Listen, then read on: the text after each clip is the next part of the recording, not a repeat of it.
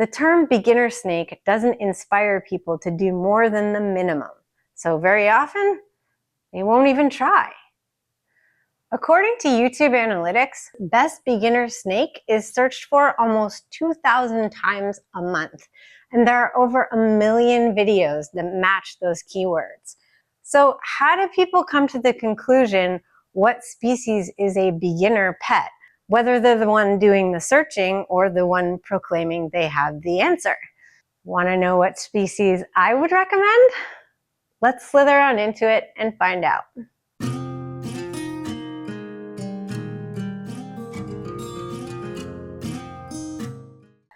I've kept snakes for over 20 years, but I'd argue that almost half that time I qualified as a beginner keeper. Why? Well, for one, when I got my first snake, there was a lot less information available on how to keep snakes healthy in captivity. But more significantly, it's because I didn't do much work to advance my practices. When my beloved first snake died after 20 years together, I actually rehomed my other snake and took a break from keeping snakes altogether for a few years because I was so heartbroken. But when I did decide to get back into it, I came at it with a very different mindset. I decided I was going to learn as much as I possibly could about these animals, almost in penance for the years I spent keeping them in what I was beginning to understand were rather inadequate conditions. Mind you, I cared deeply for the snakes I had and I didn't abuse them, but I was coming to realize that I hadn't made the effort that maybe I should have. So when I was restarting my journey with snakes, I went onto YouTube, which didn't exist when I first started, and lo and behold, I discovered a ton of resources on the subject. Channels like Clint's Reptiles, Snake Discovery, and a small handful of others became my daily obsession, and I devoured the information they provided. I got Anu a little while later, and instead of stopping there, I continued to learn more and more about snakes and captive keeping in general, which led me to 9 snakes and standing here talking to you today. Even in the last 5 years, though, there are triple the number of reptile channels and triple the number of opinions about what makes for the best pet snake, and particularly what makes for the best so-called beginner snake, i.e. a pet for those without a lot of experience keeping them. The top 5 species most often recommended seem to be corn snakes, ball pythons, various types of king snakes, hognoses, and milk snakes, with the runners-up being Kenyan sand boas, rosy boas, and garter snakes. But the more I saw these idioms, the more I wondered how people came to define the qualifications for what's best, and the concept of the snake or species itself as a beginner animal started to really bother me. Clint's Reptiles has a clear rating system for what makes a snake best to keep, using his 5 categories of handleability, care, hardiness, availability, and upfront costs. He actually includes the level of difficulty in caring for them within his overall rating system. And I definitely appreciate that because I've mentioned before, some of his videos were instrumental in shaping my decisions to get or not get certain snakes myself. Being forthright about how much effort you'll need to put into caring for the animal is a crucial element here because it identifies a level of responsibility necessary on the part of the human. If you tell someone that a snake's hardiness level is a 1 out of 5 in captivity, it's definitely going to cause some hesitation on the part of the keeper because they know they'll have to do some serious work to keep it alive.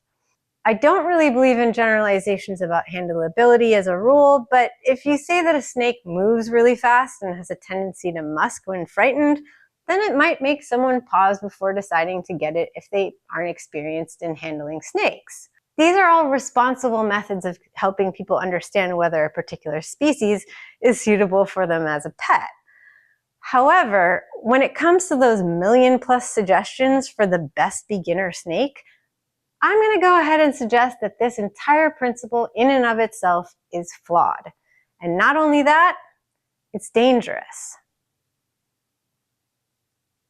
The idea of a beginner snake is that certain animals require the bare minimum amount of space, attention, investment, or care to survive in captivity, which fosters the notion that there are animals you get as pets that you could basically get and forget about and you don't need to expend effort nurturing. Saying that an animal can survive without effort on your part to ensure its habitat and care supports optimum health is extremely problematic. To me, that just encourages people to buy animals if they have a free pass to neglect. This snake is easy, it barely needs anything and it'll be fine. Or here's a prepackaged setup that's not actually suitable for it long term, but it'll probably be fine. Or don't worry about digging deeper to see if it would actually do much better another way because these snakes are so hardy they'll deal with whatever. Seriously? That's f***ed up. It's plain disregard for an animal's well-being to call it easy to care for, especially to people with little experience, because it encourages laziness, negligence, and a lack of compassion for living beings that all deserve a high quality of life, not just a life. The term beginner snake doesn't inspire people to do more than the minimum, so very often, they won't even try. So what do I think is the best beginner snake species? I don't, because it's not about the snake, it's about the person. Any snake could be your first snake as long as you do the research into what it needs and make a real effort to provide it for them. For sure, some species will require less effort on your part, but being a beginner just means you haven't done it before. It doesn't relate to the action required to support the animal's welfare. You could be a beginner but spend months researching the natural habitat of Southeast Asia, how to handle venomous snakes, and spend $2,000 on supplies, and your beginner snake could be a monocled cobra. You could do the exact same thing for a ball python, but unfortunately, most people don't, because everyone says that ball pythons are easy, best beginner snakes. And unfortunately, a vast majority of people who get ball pythons are keeping them incorrectly. No matter what the species is, it deserves mindfulness, investment, and time on the part of the caretaker. Otherwise, you're buying an animal only to cause it to suffer. So no, there's no such thing as a best beginner snake. There is such a thing as a beginner keeper. But being a beginner doesn't give you a free pass to treat an animal with disregard. You can start with whatever snake you want as long as you put in the work and continue to do so in order to give it the best life you possibly can. And if you do that, you're no longer a beginner keeper, you're a responsible caretaker. We always have the opportunity to do better, but I think it's crucial that we do away with the rhetoric about beginner reptiles right now.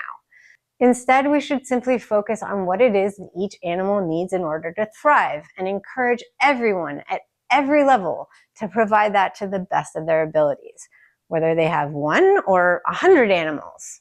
Let's stop endorsing the idea that inexperienced keepers can remain uneducated if they get certain types of animals.